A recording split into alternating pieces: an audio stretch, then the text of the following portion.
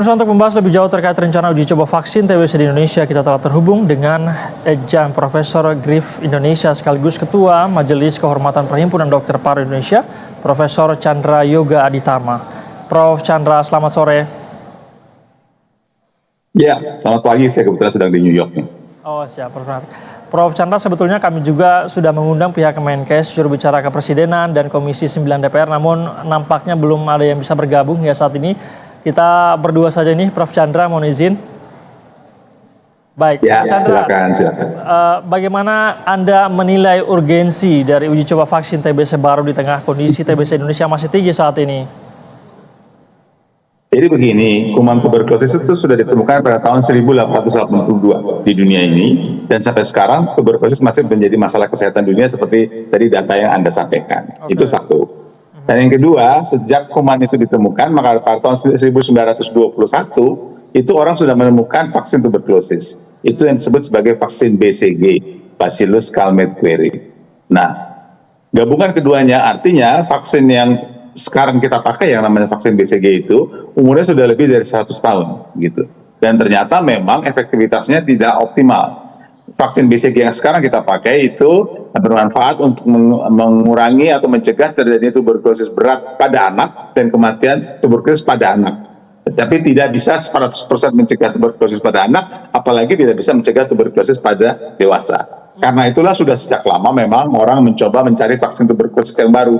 Karena pertama ini karena sudah lama, lebih dari 100 tahun, yang kedua memang efektivitasnya terbatas. Jadi upaya mencari vaksin tuberkulosis memang selalu berjalan dari waktu ke waktu.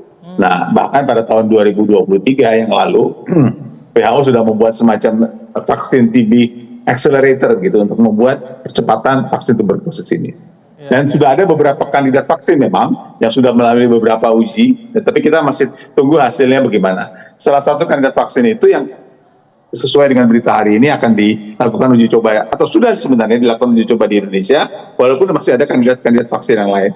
Jadi semuanya memang masih dalam fase uji coba, masih ada fase uji klinik namanya, uji klinik fase 3, baik yang sekarang dilakukan ini maupun juga jenis yang lain. Kita harus tunggu hasilnya, apakah memang kemudian atau mudah-mudahan hasilnya memberikan hasil yang baik, baru kemudian bisa digunakan kalau memang hasilnya cukup baik. Baik, Prof. Chandra, apa sebetulnya menjadi tantangan medis terbesar dalam uji coba vaksin TBC ini? Apakah ada misalnya resiko resistensi atau mungkin efek samping tertentu?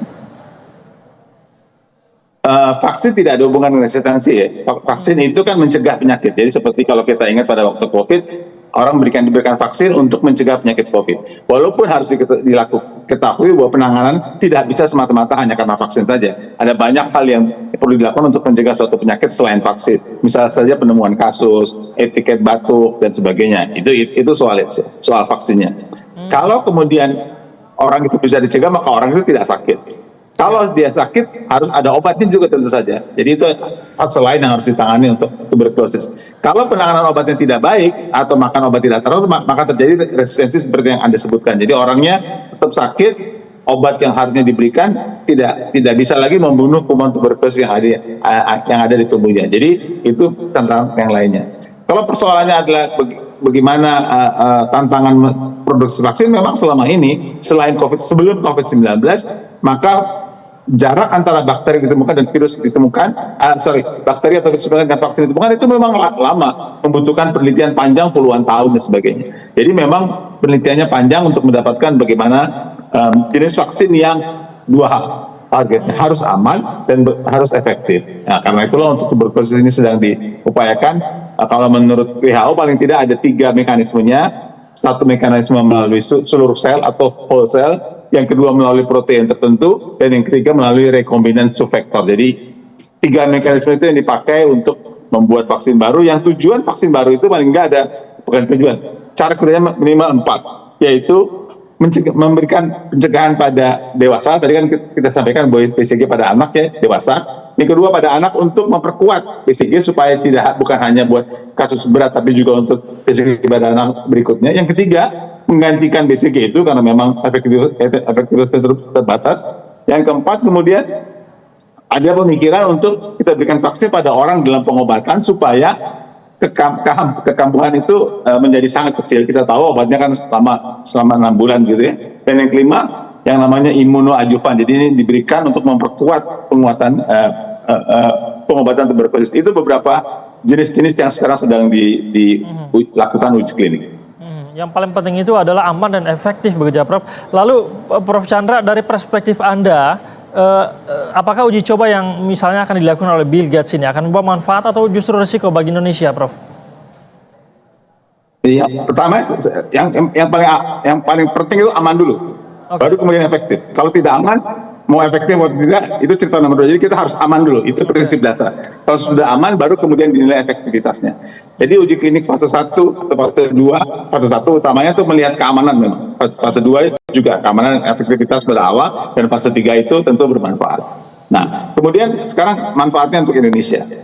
Tuberkulosis ini sudah banyak penelitian yang dilakukan. Maksud saya selain vaksin. Sebelum ini pengobatan tuberkulosis itu 1,5 tahun. Sekarang berubah menjadi 6 bulan. Waktu berubah dari 1,5 tahun ke 6 bulan juga dilakukan penelitian multinegara. Ada di India, ingat saya, ada di Hong Kong, dan itu waktu zaman saya mulai sekolah dulu. Jadi memang selalu kalau ada perubahan itu dilakukan penelitian multinegara. Itu satu. Contoh yang kedua, ada pendekatan yang namanya DOTS, Directly Observed Treatment Workforce. Ini juga penelitian yang dilakukan di Afrika, lalu dilakukan di multinegara. Dan sekarang memang vaksin. Jadi bahwa penelitian itu dilakukan di multinegara itu hal yang biasa, bukan hanya untuk tuberkulosis sebenarnya, tapi untuk banyak penyakit yang lain. Karena kalau kita mau kemudian sesuatu obat atau vaksin itu mau diberlakukan, memang harus ada penelitian di berbagai negara. Jadi kita dalam hal ini merupakan bagian dari penelitian berbagai negara untuk kalau memang hasilnya baik, sekali lagi ini hasilnya belum tahu kita ya. Kalau hasilnya baik kemudian digunakan juga di seluruh negara lainnya di dunia ini.